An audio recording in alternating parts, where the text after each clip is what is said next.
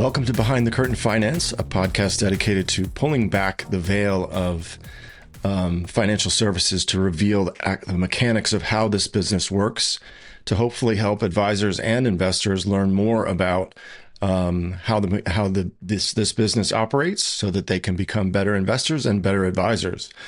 Today, we're lucky to have the co-founder of Overvue, John Finney, join us.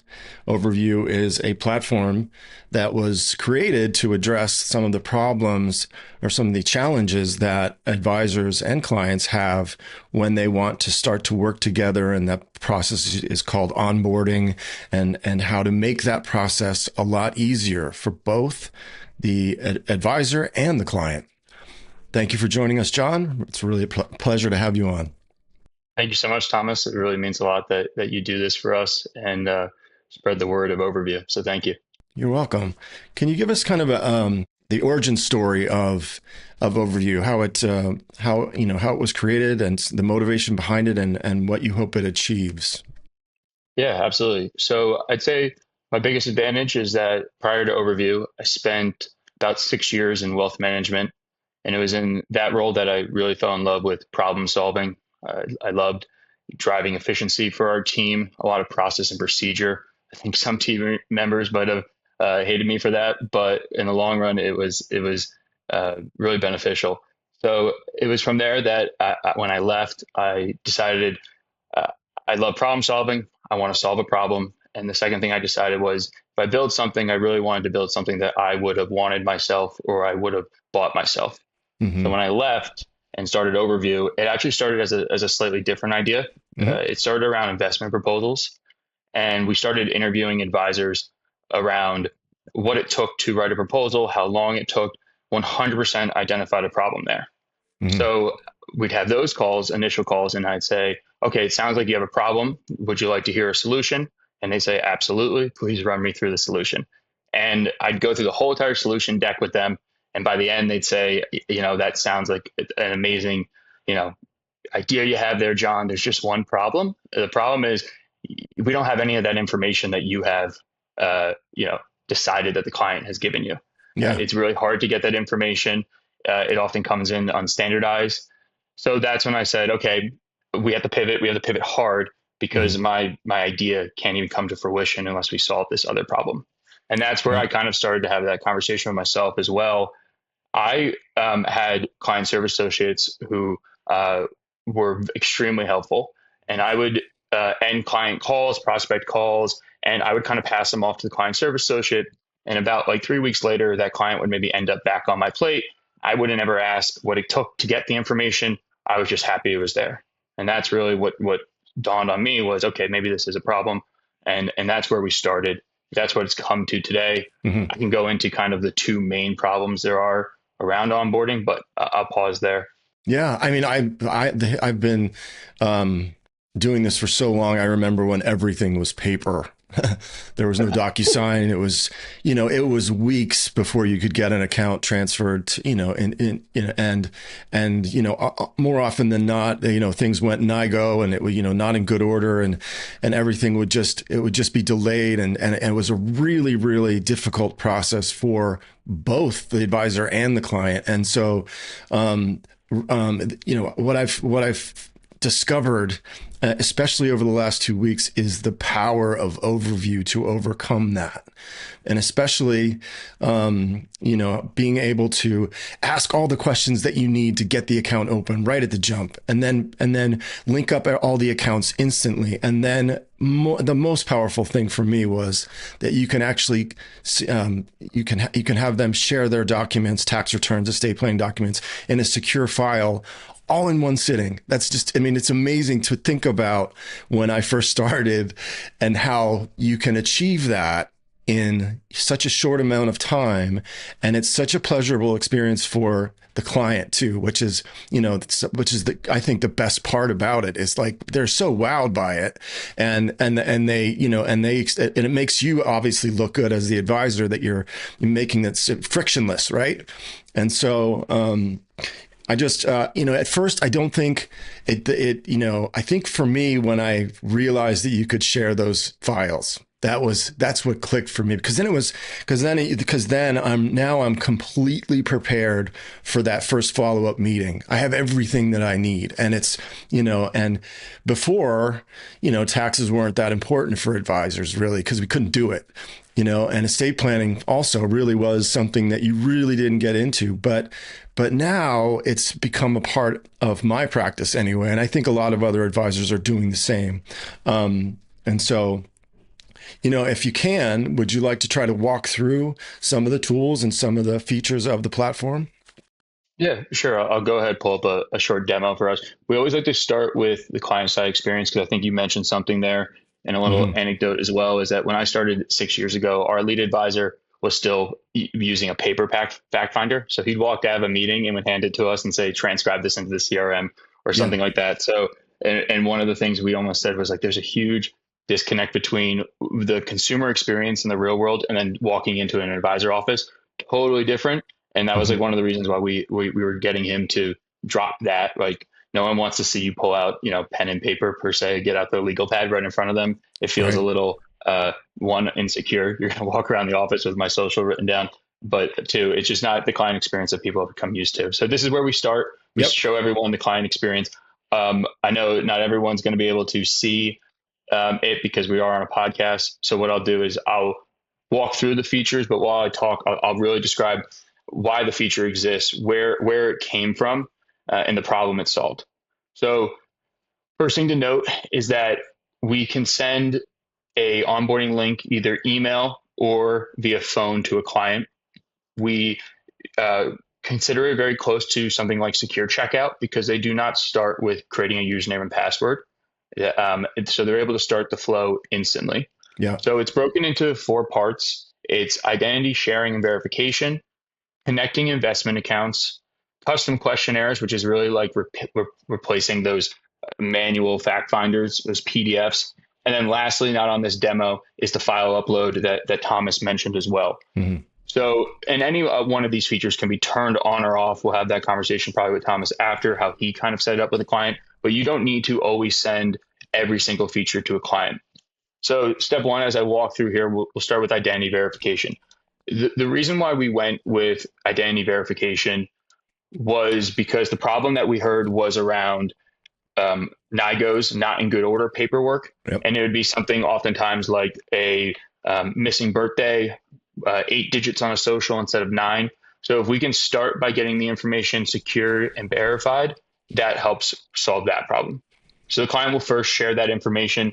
We also have a very nice feature where we'll first look them up in a database to see if we can find any information on them. Mm-hmm. It gives them kind of that first reward of, I didn't really lift a finger. Let me continue through this process. Kind of like a single sign on, sign up with Google, something like that.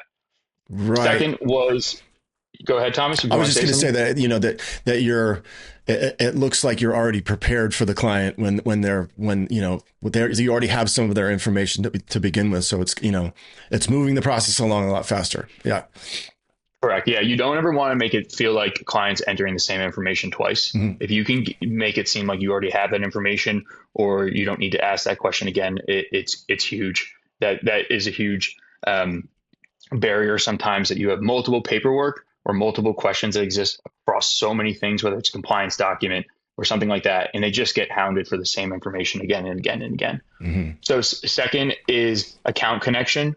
Where this came from was a problem we heard was around investment statements. So clients would send statements either via paper, taking photos, half completed statements, things like that. So what we did was we said, okay, we can standardize it the same way most people are used to now with in their planning software, is to get that account connected and not have to deal with the idea of a missing statement or an incomplete, messy one.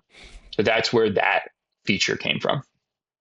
Really powerful. It's Yeah, really powerful. Once that's set up, it's just so powerful that you can see not only where the accounts are, you can see the actual investments, you can see everything, and and of course you have the account number. So it moves that account opening process along so much faster. Yeah, and it even gets for some teams, depending on what your team process is, it gets the sales process going much faster too. Because Hmm. sometimes some people like to, they like to reveal all their cards up front when they talk to a prospect. So they like to put things together, like maybe a small financial plan, maybe an investment proposal, things like that. That used to take having to transcribe all that information into a wide charts or into a morning star, and then you come back with your investment proposal. Yep. This, if they can get it connected, you're one step closer to just getting that information going. So hopefully it helps your sales process if you are someone that likes to do that robust, giving of your value up front to a client. And then next we have questionnaires, and that really came from the old trend of sending people PDFs or sending people home with a envelope of next steps and things to fill out and come back with. So the idea was, if you're currently sending something like a PDF, a document checklist, a file share, a link to something like a planning software to create an account, all these things, why not get them all into one platform, right? And Hmm. then send that to a client. So not on here is finally file share, and file share is nameable. So you can say things, prompt it to say things like, please upload your tax returns. Please upload your Right. driver's license. Yep. So they know what's required of them.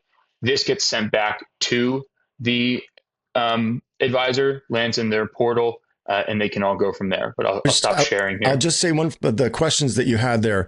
Those are not the only questions. You can add Oh, more yes. questions. You can edit. You can create your own questions, not just the ones that are the standard questions. You can ask other questions and include that in those series of in that list that you just saw.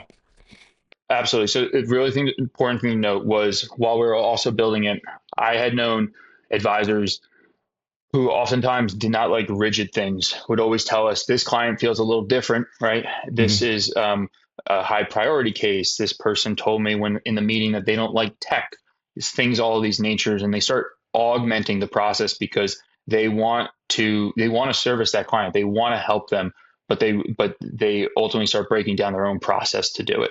So Hmm. what we wanted to make sure was that it's highly custom, so you could turn on or off any of those features.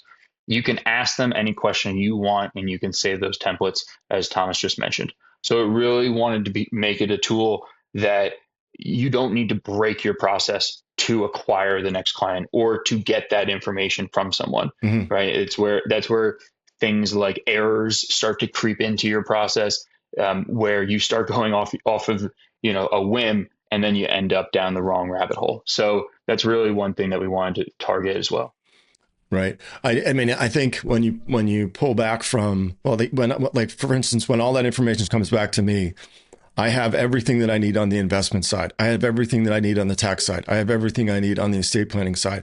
And that is just so, it's so empowering, because that would formerly take me weeks to get if I got it in that amount of, and that Yeah. amount, because you'd have to chase down paper documents, or, maybe they're not current, and all these. And so, really, an important thing for someone like me who's running a solo practice, and wants to be as efficient as possible, because time is the most valuable commodity for me. So, Yeah, absolutely. You yeah. want to share maybe the prospect that we did most recently? Yeah. So I had a Walk through prospect. a little bit. Yep. So a prospect last week, I met with him. We had a great first meeting, and I sent him the link, and immediately he came back with the questions. He needed some more time to get his tax documents. He didn't have them quite ready at the time, and also his estate planning documents. So he answered the questions. I'm going to send him back a separate link so he can link his accounts. And when he's ready, he has his tax documents and estate planning documents. And then we're going to have a follow-up meeting after that. I think he worked in tech. He works in tech still. And he found that experience to be really powerful, because his current advisor was the exact opposite. It was all Yeah. paper. And so, immediately that made me look good, right from the jump. And so I'm going to meet with another prospect on Wednesday of next week, and she's recently widowed. She's in her late 70s.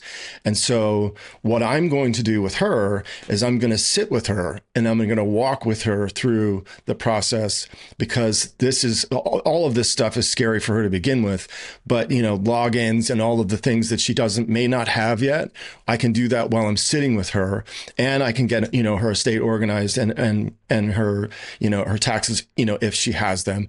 And so I think that's going to be a really powerful experience, because number one, she's terrified right now about all of the moving parts within her finances, because her husband did it all. And so I'll be able to make her feel at ease, which is, an amazing thing to do from the first meeting. So I'm really looking forward to that.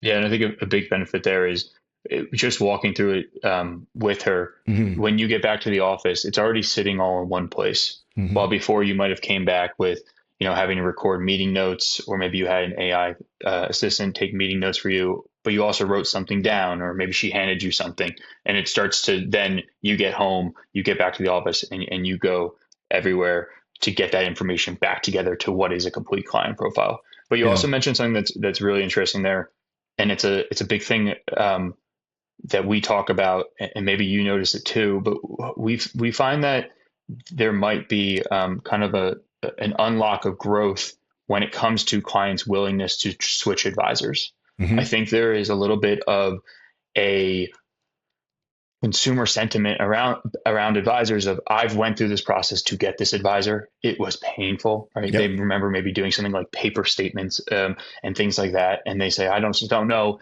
I have the pain point, right? I think Thomas can solve it. I just don't know if I have the man hours and the power to go through that again. And we think Right. that is some reason why sometimes advisors, it's they have such high retention, because I think a lot of clients are sitting there in that seat saying, I just don't know if I can move.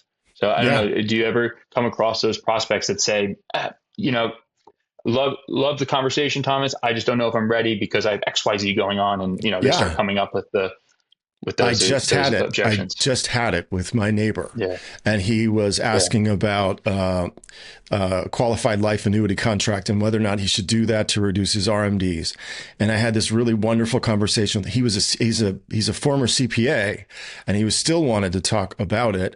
And we started to talk about Roth conversions, and we had a really wonderful conversation. And yet, and you see this more often than not, people just don't trust, right away, yeah, advisors, because advisors have, unfortunately, done a lot of, bad things. And so there's that reluctance. Right.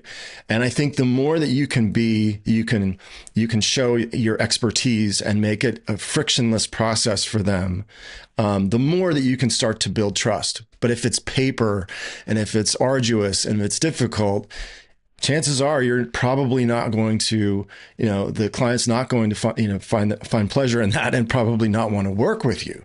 But if you can reduce that friction, make it a lot easier, show that you have, the ability to make it all happen within one sitting, and then deliver value right after that, because you have the tax documents and the estate plan documents, and you run them through Holistic Plan, and you run them through Vanilla or Wealth.com or whatever, and and that's at the second meeting, you look like you have you have your stuff together, right? yeah. And I think that, anytime you can improve that process, which I definitely think that Overvue does, it only leads to more business for you going forward.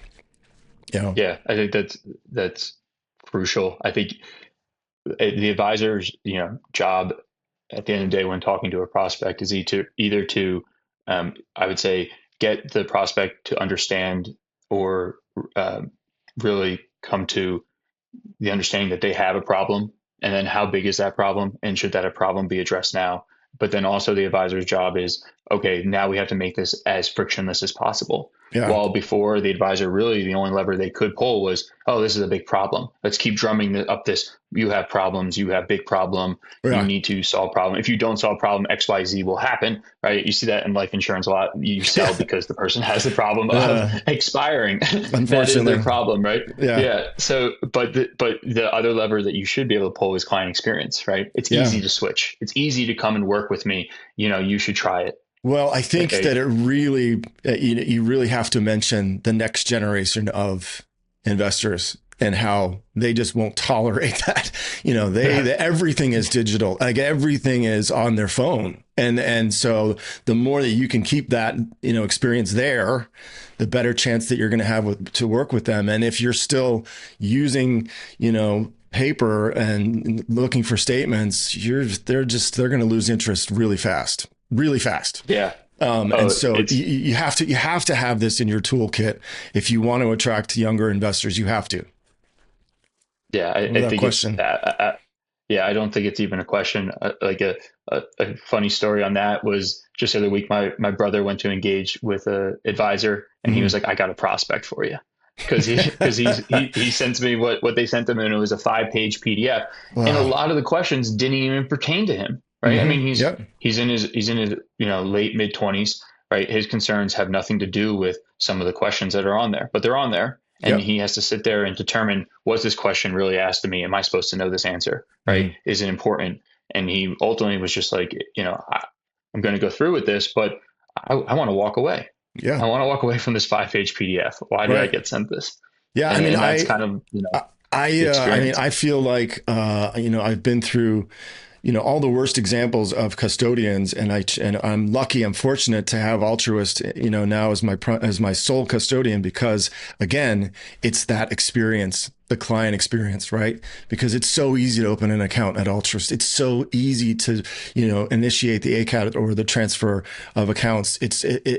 It's amazing how easy it is, and you have to be that tech forward if you're going to be attracting younger investors, because I don't know how they do it. I don't know how they could possibly pull it off at a Morgan Stanley or or a Yeah. Wirehouse, but we'll see what happens. But anyway, also my goal is to make as much of that experience as easy as possible. And so Altruist is a key part of that. Overvue is going to be a big part of that experience. And yeah, so I really think that, having this as a part of my toolkit makes me better at what I do, you know? Yeah, I think Outrust is a great platform. I think they're beating a little bit of the same drum that we are Hmm. sometimes, that the consumer experience is way different out there than what we sometimes deliver to them. And I think Yeah. that's why Outrust is spending a lot of time picking up market share out there, is because people are starting to resonate with that, with like at the end of the day, the end client is being served in so many more technical ways outside of wealth management.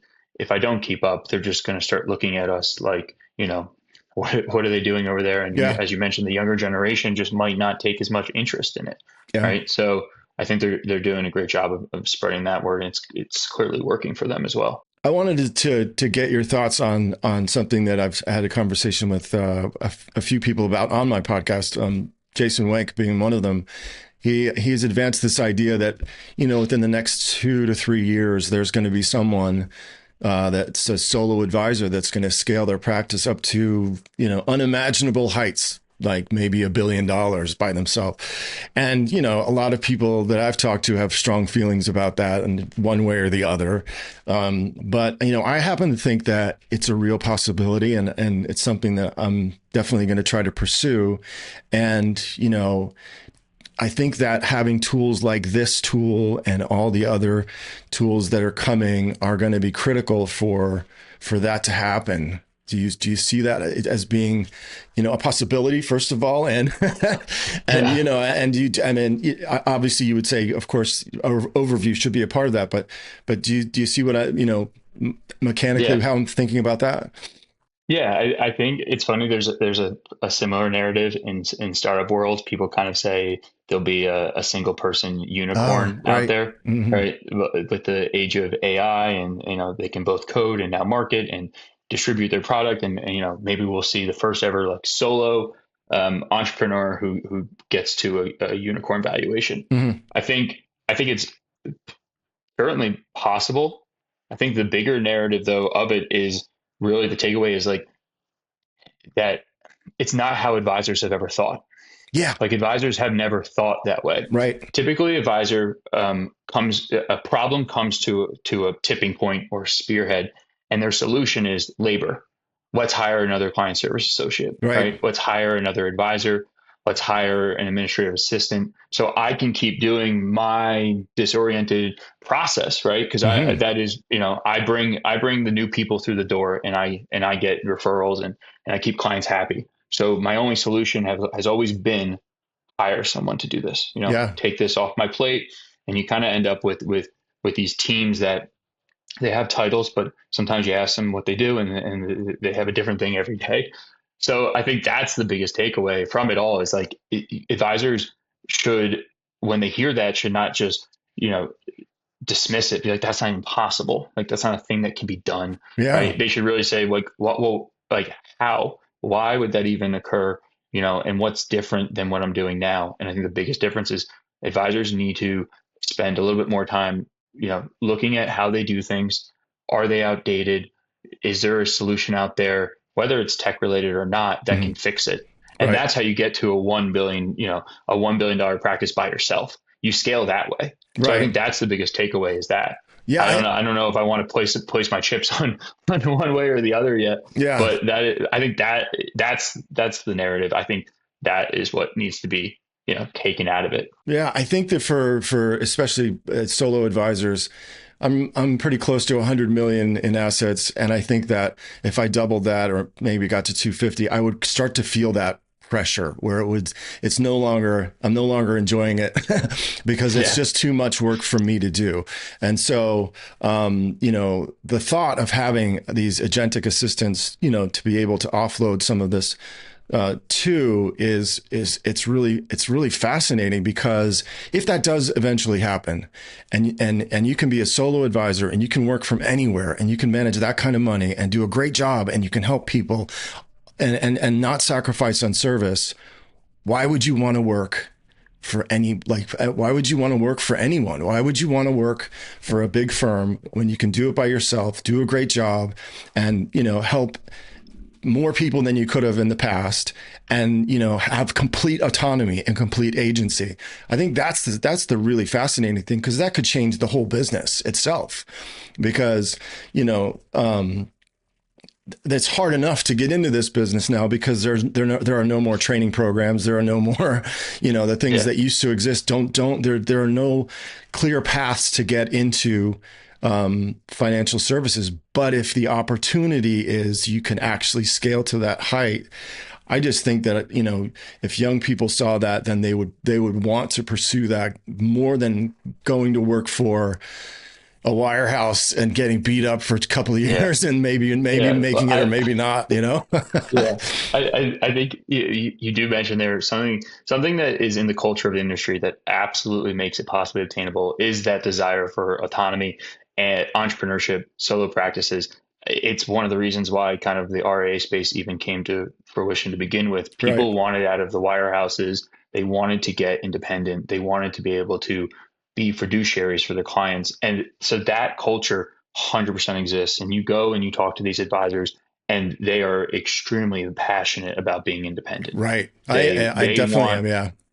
they want that. And if that is your mentality, right? And really maybe the only way to maintain that mentality is to do something like as ambitious as, say, I'm going to be the solo, advisor, or people are moving their, the books to altruists, trying to become as independent as possible. They fight for it. Yeah. So I will you know, uh, give them a lot of credit there, that is why it would be possible. They Yeah. have they have a amazing entrepreneurship. I think it's exciting. So, Hazel was just introduced a month and a half ago. Again, that's another tool like Overvue, but it's inside of the custodial platform that's going to be able to help you manage your practice. That's one more thing. And then there's so much more to come that, as I talked to Jason, whether or not other firms can replicate that because of whatever their tech stack is, I don't know. I'm not that fluent in it, but it appears that Ultra was just set up for that better than the others. So it should be really fun to watch for sure. Yeah, I agree. I think it's definitely easier to build on top of tech than to bring tech in. And I think Yeah.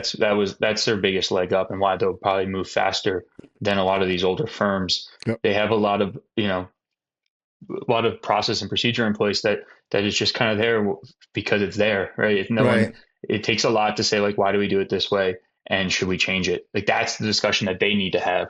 While Jason had while starting it had already had that discussion with Right. himself and with his team, Yeah. right? And was like, how do you? It's because it really comes down. Everything comes down to really problem solving. Mm. Listen for a problem, try to solve that problem, right? And that's what they did, and they can do it so much faster because they started there. Yeah. When you are an organization that's the size of some of these larger firms, you have your own problems now, and you can't really spend too much time asking other people what their problems are, Right. and it becomes really hard. Well, So it definitely helps that you start building on tech and trying to bring it in or implement it. why don't we close out by talking about some of the things that are coming for Overview, some of the integrations that are on the horizon that I think are pretty exciting. Um, Yeah, I think of Wealthbox. I think of especially Wealthbox for me because if you could actually integrate with the planning software, Right Capital or things like that, are those things coming? yep, absolutely. So where we started was uh, falling in love with data gathering problem. That's where we found our initial users off of resonating off of that and the Mm-hmm. client experience and getting everything organized for you. Long term, it is getting things into, like you mentioned, Wealthbox, the e-monies, the right capitals, maybe into client paperwork, maybe direct connection with custodians, Mm, right? But that's where we'd like to go long term. But the way we went about solving this problem was really focused on making sure that advisors are collecting information in a systematized way every single time, because that is how Altruist solves it. That's how yep. Schwab solves it. Vanguard solves it, right? Yep. So what we're asking advisors to do right now is kind of say, keep doing what you're doing in the back office. We're going to get there. We're going to help you with that. But step one, you got to say, okay, I'm collecting everything in the same format. Right. Because what's happening is right now is, and you mentioned it a little bit in the beginning, how you used to do it. It's not a standardized intake process, right? So a lot of the things that clients or advisors, I mean, our clients, advisors, are asking for are things that can't be done until you do step one, right? Hmm. So long term, I wish the view, this is my $1 billion advisor take. The view is if a prospect is ready to say yes, why can't they be a client in the same day? Right. Right? They can do it at Vanguard. They could do it at Schwab. Why can't they do it at Manetta Wealth? Yep. Why can't they do it with an advisor? Yeah. And the real problem is because there is a there's a bottleneck there with the way advisors take information in. Hmm. So you got to fix that first. But that's Absolutely. our idea. Yeah. Client says yes. Why can't they do it in the same day? Well, I'm really excited that we had this conversation. I think that this is really going to help me transform my business and make it a lot more streamlined. And so I do appreciate you taking the time. If advisors want to reach you or find Overview, how do they do that, and how do they begin that process to kick the tires and see if it works for them? Yeah, absolutely. Well, thank you, Thomas. It really means a lot that you had us on today. It's amazing that you're able to share and give your own experience with what Overview is. So it really does mean a lot to us. So thank you. To find us, you can find us online, typically on Google. Overview is spelled with VUE at the end. So you can find us by searching us there. Otherwise, I'm fairly active on LinkedIn. Feel free to also message me directly. I'm always on my LinkedIn DMs. It's how I communicate to the vast majority of the community. So find me on LinkedIn as well. But otherwise, a website has tons of resources and tons of way to reach out for us. So those are probably two of the best methods. Awesome. I appreciate it, John. Thank you for joining us on Behind the Curtain Finance. I'm Thomas Manetta. You can reach me at thomas@manettawealth.com or just shoot me a text, 415-640-2121. This podcast is on YouTube. Please subscribe, like it if you can, and thank you for your time. Thank you for listening to Behind the Curtain Finance. Click the follow button to be notified when new episodes become available. Visit our website at www.manettawealth.com or give us a call at 415-640-2121. The information covered and posted represents the views and opinions of the guest and does not necessarily represent the views or opinions of Manetta Wealth. The content has been made available for informational and educational purposes only. The content is not intended to be a substitute for professional investing advice. Always seek the advice of your financial advisor or other qualified financial service provider with any questions you may have regarding your investment planning. Copyright 2025. This content, which contains security-related opinions and/or information, is provided for informational purposes only and should not be relied upon in any manner as professional advice or as an endorsement of any practices, products, or services. There can be no guarantees or assurances that the views expressed here will be applicable for any particular facts or circumstances and should not be relied upon in any manner. You should consult your own advisors as to legal, business, tax, and other related matters concerning any investment. The commentary in this post, including any related blog, podcasts, videos, and social media, reflects the personal opinions, viewpoints, and analyses of the Manetta Wealth Management employees providing such comments and should not be regarded as the views of Manetta Wealth Management LLC or its respective affiliates, or as a description of advisory services provided by Manetta Wealth Management or performance returns of any Manetta Wealth Management investments client. References to any securities or digital assets or performance data are for illustrative purposes only and do not constitute an investment recommendation or offer to provide investment advisory services. Charts and graphs provided within are for informational purposes solely and should not be relied upon when making any investment decision. Past performance is not indicative of future results. The content speaks only as of the date indicated. Any projections, estimates, forecasts, targets, prospects, and/or opinions expressed in these materials are subject to change without notice and may differ or be contrary to opinions expressed by others.